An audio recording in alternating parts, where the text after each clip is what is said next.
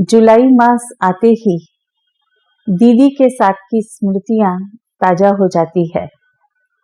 उनके साथ बीते वह पल जिसमें उनकी स्नेह की पालना पाई। सन 1967 में हमारा परिवार बाबा के पास आया और साकार बाबा के अव्यक्त होने के बाद दादी के साथ दीदी ने यज्ञ की जिम्मेवारी संभाली। उस समय मेरी आयु मात्र 7-8 वर्ष की थी और बचपन का अधिक समय मधुबन में दादी दीदी की गोद में उनकी मीठी मधुर पालना में कैसे पूरा हुआ मालूम नहीं चला। दीदी की एक विशेषता थी कि वह सबको अपना बना लेती थी और इतना स्नेह देकर स्नेह से भरपूर कर देती थी और फिर धीरे धीरे उसे बाबा का बना देती थी। मेरे साथ भी कुछ ऐसा ही हुआ।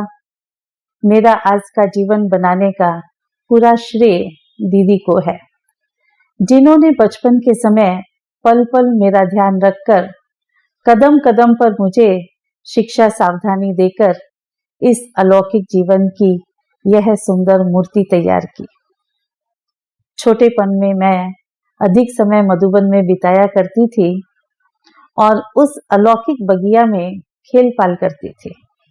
एक दिन दीदी ने मुझे बुलाया और बड़े प्यार से कहा कि देखो, सुबह 10 बजे, शाम को 5 बजे अच्छे अच्छे क्लास होते हैं।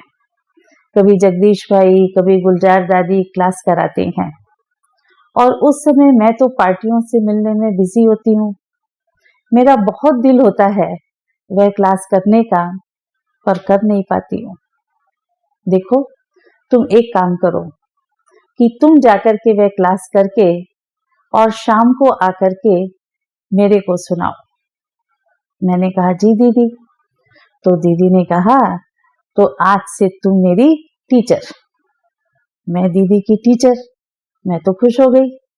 अगले दिन मैं क्लास में गई, अच्छे से पूरी क्लास की नोट्स लिए और शाम को दीदी को सुनाने पहुंची। दीदी से मुझे बहुत प्यार था, इसलिए मैं दीदी को खुश देखना चाहती थी। उस शाम को जब मैंने दीदी को अपने नोट्स पढ़कर सुनाए तो देखा दीदी खुश नहीं हुई। मुझे देखकर बोली, बुद्धू बुद्धू हो क्या? याद नहीं रहता है जो पढ़ कर के सुनाया? फिर अगले दिन से मैं क्लास में जाकर सारे नोट्स लेती, फिर अच्छे से याद करती, फिर जाकर के शाम को दीदी को सुनाती। फिर देखा दीदी खुश हुए। ये दीदी की युक्ति थी कि मैं हर क्लास सिंसियरली अटेंड करूं। फिर एक बार उन्होंने मुझे शीलू बहन के साथ राजयोग शिविर में ज्ञान विज्ञान भवन में भेज दिया और कहा कि जाओ 3 दिन राजयोग शिविर भी करना और उसके साथ साथ सेवा भी करना। ऐसे ही दीदी अमृत वेले का, योग का और मुरली क्लास का भी बहुत अटेंशन रखती थी। कहती थी क्लास से पहले मुझे गुड मॉर्निंग करने आना सुबह 6 बजे। माना समझा? मुझे क्लास में टाइम पर जाना ही पड़ेगा। और क्लास में भी दीदी साइड के सोफे पर बैठते थे, तो दीदी के पास नीचे मेरे बैठने की सीट थी और दीदी पूरा ध्यान रखती थी मैं मुरली ठीक से सुन रही हूँ या नहीं, डायरी में मैं मुरली की पॉइंट्स लिख रही हूँ या नहीं। फिर कभी कभी मैं भी दीदी के साथ मस्ती करती थी, जानबूझकर डायरी में चित्रकारी करती।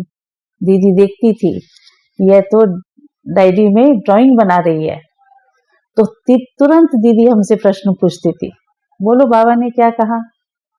और मेरा पूरा ध्यान मुरली में होता था, तो मैं भोलेपन से फटाफट जवाब दे देती, तो दीदी खुश हो जाते थे। ऐसे ही जब पार्टियों की सीजन नहीं होती थी तो दीदी कहते, अच्छा चलो आज 11 बजे आना तो बैडमिंटन खेलेंगे। मुझे पता था कि दीदी ज्ञान का बैडमिंटन खेलेंगे, तो हम अच्छी तरह से मुरली पढ़ करके जाते थे तैयार होकर। फिर भी दीदी ऐसा ऐसा प्रश्न पूछती, ऐसे प्रश्न निकालती जिसका मेरे पास जवाब भी नहीं रहता था। दीदी का पालना देने का तरीका ऐसा था जो पूरा दिन ज्ञान योग का मनन चलता रहे। ज्ञान योग के पक्के संस्कार दीदी धारण करा देते थे। इस तरह दीदी जी ने परमात्मा प्रेम और दिव्य जीवन की पक्की नींव डाली। ओम शांति।